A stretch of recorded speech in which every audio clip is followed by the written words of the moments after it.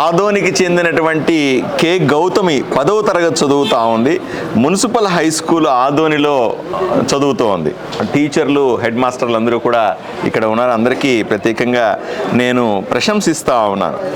ఈరోజు రాజ్యాంగ దినానికి సంబంధించినటువంటి సందర్భంగా, రాజ్యాంగ దినోత్సవానికి సంబంధించిన సందర్భంగా పిల్లల చేత మేమందరూ ప్రజలందరి దగ్గర ఎన్నుకోబడి ఎమ్మెల్యేలయ్యి అసెంబ్లీలో కూర్చొని మా నియోజకవర్గాలు లేదా ఆదోనికి సంబంధించిన సమస్యలు నేను నిరంతరం కూడా మాట్లాడుతూ ఉంటాను.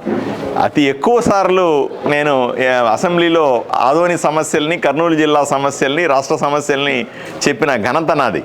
నాకు ఎంతో సంతోషాన్ని ఇచ్చేటువంటి అంశం.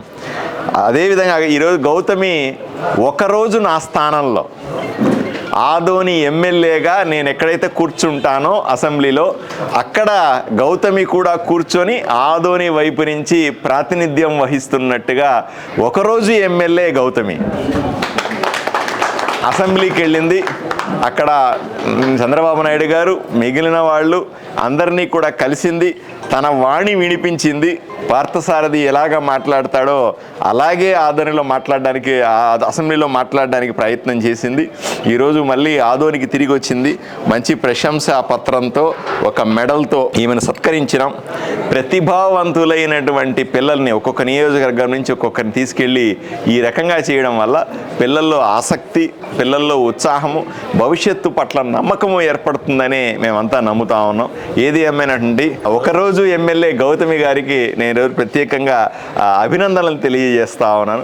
భవిష్యత్తులో కూడా నువ్వు పెరిగి పెద్దదయ్యి బాగా చదువుకొని, ఇప్పుడు రాజకీయాల్లోకి వచ్చే సమయం కాదు కాబట్టి బాగా చదువుకొని, నేను కూడా మొదట చదువుకొని డాక్టర్ అయ్యి తర్వాత ప్రాక్టీస్ చేసి తర్వాత రాజకీయాల్లోకి వచ్చాను.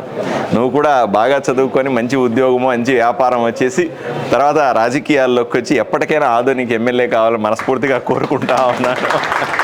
ఎందుకంటే టెన్షన్ పడదు, 25 ఏళ్ళు నేనే ఎమ్మెల్యే, తర్వాతనే ఖాళీ.